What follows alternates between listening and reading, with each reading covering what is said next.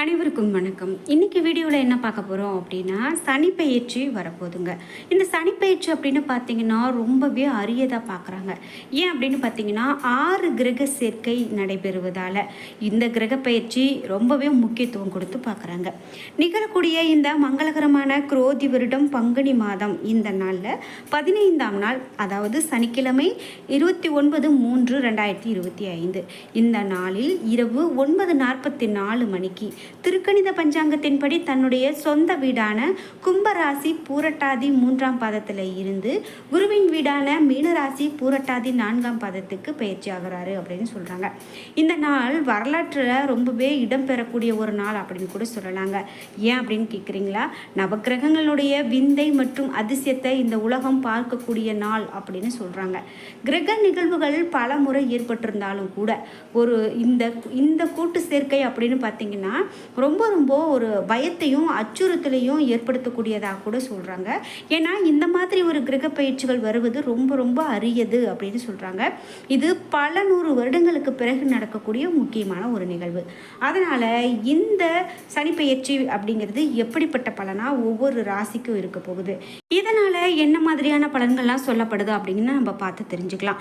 இந்த வீடியோவை பார்த்துட்டு இருக்கக்கூடிய நீங்கள் 12 ராசியில் என்ன ராசிக்காரங்க என்பதை மறக்காமல் கீழே கமெண்ட் பாக்ஸில் பதிவிட்டுருங்க.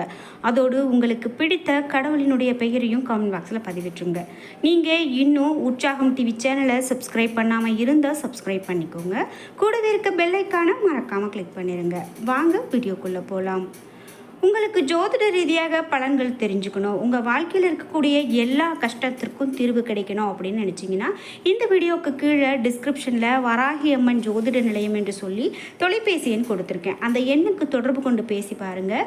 கண்டிப்பாக உங்கள் வாழ்க்கையில் இருக்கக்கூடிய எல்லா பிரச்சனைகளுக்கும் சரியான தீர்வு கிடைக்கும். நாம் இப்போது இந்த சனிப்பெயர்ச்சி பற்றி பார்த்துட்ருக்குங்க. இந்த சனிப்பெயர்ச்சி அப்படின்னு பார்த்திங்கன்னா 2019 நடைபெற்ற கிரகணத்தையும் நிறைய விஷயங்கள் நமக்கு உணர்த்தியது அப்படின்னு சொல்கிறாங்க.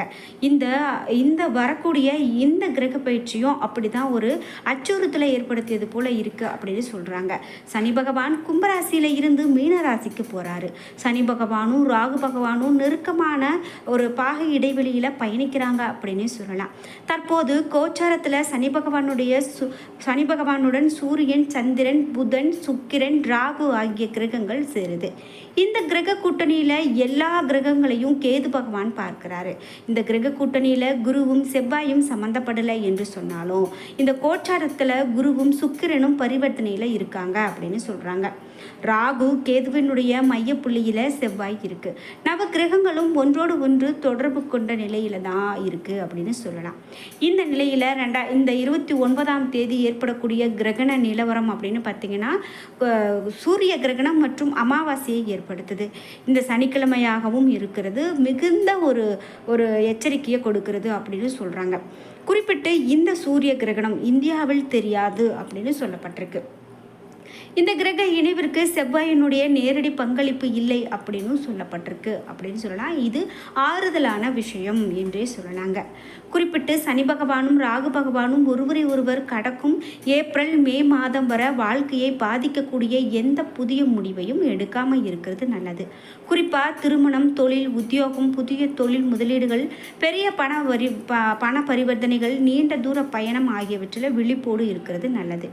கூட்டு கிரக சேர்க்கை நடைபெறுவது நீர் ராசி அப்படின்னு சொன்னாலும் ராகு 3வது பாகை இடைவெளிக்குள்ள காற்று ராசியான கும்பராசிக்கு நெருக்கமான டிகிரியில் பயணிக்கிறார் அப்படின்னு சொல்லப்படுது. சரி, நாம் இதெல்லாம் பார்க்கும்போது மேலும் என்ன மாதிரியான விஷயங்கள்லாம் சொல்லப்படுது அப்படின்னு பார்த்தீங்கன்னா, மீனம் கடல் சார்ந்த பகுதியை குறிக்கும் இடம். மேலும் கடல் நீர் சார்ந்த பகுதியை வாழ்பவர்கள் மிகுந்த எச்சரிக்கையோடு இருக்கணும் அப்படின்னும், நீண்ட தூரம் பிரயாணம் செய்யக்கூடியவங்க தக்க பாதுகாப்போடு இருக்க வேண்டிய மிகவும் முக்கியம் அப்படின்னு சொல்லப்பட்டிருக்கு. இதே போல் பெண்களுக்கு பாதுகாப்பு குறையக்கூடிய காலகட்டம் அப்படிங்கிறதால ரொம்பவே எச்சரிக்கையோடு இருக்க வேண்டும் அப்படின்னு சொல்லப்படுது. உடல் உறுப்பில் கால் பாதத்தை குறிக்கக்கூடிய இடம், மேலும் எலும்பு, நரம்பு, மூட்டு சம்பந்தமான பகுதிகளில் நீங்கள் அதிகமான அக்கறை செலுத்தணும்.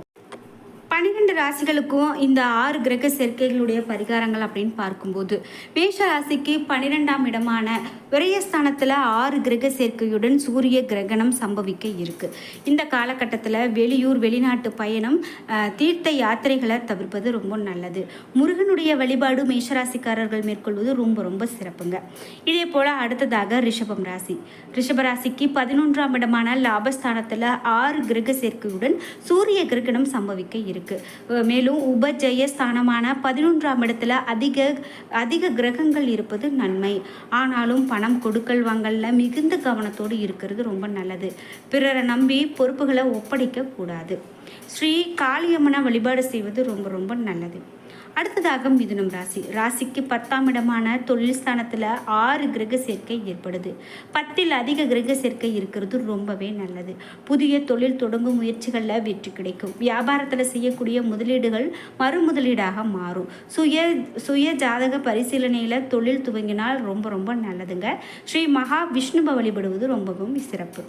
சரி, கடகராசியில் எப்படிப்பட்ட பலன் இருக்கும் அப்படின்னு பார்த்தீங்கன்னா, ராசிக்கு 9வது இடமான பாக்யஸ்தானத்தில் 6 கிரக சேர்க்கையும் சூரிய கிரகணமும் ஏற்படுது. பாக்யஸ்தானத்தில் இருக்கக்கூடிய கிரகங்கள் பெரிய தீங்கு செய்வது கிடையாது. இருந்தாலும் வயதானவர்கள் வீட்டில் பாதுகாப்பாக இருக்கிறது ரொம்ப அவசியம். பெற்றோர்கள் பெரியோர்கள் முன்னோர்களை அனுசரித்து செல்வது, ஸ்ரீ பராசக்தியை வழிபடுவது இவையெல்லாம் ரொம்பவே நல்லதுங்க. இதே போல் அடுத்ததாக சிம்மம் ராசி. ராசிக்கு 8ஆம் இடமான அஷ்டமஸ்தானத்தில் சூரிய கிரகணத்துடன் 6 கிரக சேர்க்கை ஏற்படுது. மேலும் சனியும் ராகுவும் ஒன்றுடன் ஒன்று கடக்கும் ஏப்ரல் மே மாதங்களில் யாரையும் நம்பி வாழ்க்கையில் நீங்கள் ஒரு பாதிப்பை ஏற்படுத்திக்காதீங்க. அதாவது முக்கியமான முடிவுகளை எடுக்க வேண்டாம். பயணங்களில் அதிகமான கவனம் செலுத்துறது முக்கியம். யாரையும் சபிக்கக்கூடாது, யாரிடமும் சாபம் வாங்கக்கூடாது. ஸ்ரீ சர்வேஸ்வரரை வழிபாடு செய்வது சிம்மராசிக்காரர்களுக்கு மிகவும் நல்லது. அடுத்ததாக கன்னிராசி. கன்னிராசிக்கு 7ஆம் இடமான மீனராசியில் சூரிய கிரகணத்தோடு 6 கிரக சேர்க்கை ஏற்படுது. சிந்தனை செயல்பாட்டில் எதிர்மறை எண்ணம் மிகுதியாக இருக்கும். ஏப்ரல் மே மாதங்களில் திருமணம், கூட்டு தொழிலில் கவனமாக இருக்க வேண்டியது அவசியம். நண்பர்கள், தொழில் கூட்டாளிகள், வாழ்க்கை துணையை பகைக்கக்கூடாது. ஸ்ரீ பிரித்யங்கரா தேவியை வழிபடுவது நல்லது. அடுத்ததாக துலாம் ராசி. ராசிக்கு 6ஆம் இடமான ருண ரோக சத்ருஸ்தானத்தில் சூரிய கிரகணத்தோடு 6 கிரக சேர்க்கை ஏற்படுது. ஏப்ரல் மே மாதம் வரை கொடுக்கல் வாங்கல், ஆரோக்கியத்தில் கவனம் செலுத்துறது தேவை. மேலும் வேலையை மாற்றக்கூடாது. உயர் அதிகாரிகள், சக ஊழியர்களை அனுசரிக்கிறது நல்லது. ஸ்ரீ மகா கணபதியை வழிபடுவது சிறப்பு. அடுத்ததாக விருச்சிகம் ராசி. ராசிக்கு 5ஆம் இடமான பூர்வ புண்ணிய ஸ்தானத்தில் சூரிய கிரகணத்துடன் 6 கிரக சேர்க்கை ஏற்படுது. இந்த காலகட்டத்தில் அதிர்ஷ்டம் உங்களுக்கு ரொம்பவே சிறப்பாக இருக்கும் அப்படின்னு சொல்லலாம். பங்குச்சந்தை, சூதாட்டம் முதலீடுகள் போன்றவற்றை தவிர்க்கிறது ரொம்ப நல்லது. நீங்கள் வராகியம்மன் வழிபாட்டை மேற்கொள்வது ரொம்பவே சிறப்பு. அடுத்ததாக தனுசு ராசி. தனுசு ராசிக்கு 29ஆம் தேதி அன்று இந்த ராசிக்கு 4ஆம் இடமான சுகஸ்தானத்தில் 6 கிரகங்கள் ஒன்று சேருது. இதனால் உடல் ஆரோக்கியத்தில் அதிக கவனம் செலுத்தணும். சொத்து சம்பந்தமான முயற்சிகளை ஒத்தி வைக்கணும். மேலும் அடுத்ததாக மகரம் ராசி. ராசிக்கு 3ஆம் இடத்துல 29/3 அன்று 6 கிரக சேர்க்கையும் சூரிய கிரகணமும் ஏற்பட இருக்கு. இந்தியாவில் கிரகணம் தெரியாது என்றாலும் இந்த காலகட்டத்தில் ராகுவும் சனியும் நெருக்கமாக பயணிப்பாங்க அப்படின்னு சொல்லப்படுது. அடுத்ததாக கும்பராசிக்காரர்களுக்கு என்ன மாதிரியான பலன் அப்படின்னு பார்த்தீங்கன்னா, இந்த கும்பராசிக்காரர்களுக்கு 2ஆம் இடமான தனம், வாக்கு, குடும்பஸ்தானத்தில் சூரிய கிரகணத்துடன் 6 கிரக சேர்க்கை ஏற்படுது. ராகு கேது பெயர்ச்சி வர கொடுக்கல் வாங்கல் மற்றும் முக்கிய பேச்சுவார்த்தைகளில் நிதானம் தேவை. யாரையும் சபிக்கக்கூடாது, யார்கிட்டையும் சாபம் வாங்கக்கூடாது. எளிதில் ஜீரணமாகக்கூடிய சத்தான உணவை சாப்பிட்றது ரொம்பவே நல்லது. காவல் தெய்வங்களை வழிபாடு செய்வது சிறப்பு. அடுத்ததாக மீனம் ராசி. 29/3/2025 அன்று ராசியில் சூரிய கிரகணத்துடன் 6 கிரக சேர்க்கை நடக்குது அப்படின்னு பார்த்தோம். செயல்பாடுகளில் கட்டுப்பாடுகள் தேவை. விலை உயர்ந்த பொருட்களில் கவனம் வேண்டும்.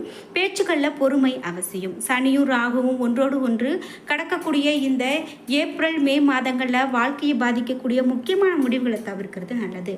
ஸ்ரீ காலபைரவரை வழிபாடு செய்வது ரொம்ப சிறப்பு. காலம் ஒரு நாள் மாறும், கவலைகள் யாவும் தீரும், இதுவும் கடந்து போகும் அப்படின்னு நம்ம உரிய பரிகாரங்களை வழிபட்டு முறைகளை கடைபிடிக்கிறது ரொம்ப ரொம்ப நல்லதுங்க. இதுவே நம்ம வாழ்க்கையில் நல்ல ஒரு ஏற்றத்தை கொடுக்கும். என்ன நண்பர்களே, இன்றைக்கி வீடியோவில் நாம் நிறைய பயனுள்ள தகவல்களை தெரிஞ்சுக்கிட்டோம். இந்த வீடியோ கண்டிப்பாக உங்களுக்கு பயனுள்ளதாக அமையும். வீடியோ உங்களுக்கு பிடிச்சிருந்தால் லைக் பண்ணுங்கள், ஷேர் பண்ணுங்கள், கமெண்ட் பண்ணுங்கள். நீங்கள் இன்னும் உற்சாகம் டிவி சேனலை சப்ஸ்கிரைப் பண்ணாமல் இருந்தால் சப்ஸ்கிரைப் பண்ணிக்கோங்க. கூடவே இருக்க பெல் ஐக்கானை மறக்காமல் கிளிக் பண்ணிடுங்க. நன்றி வியூவர்ஸ்.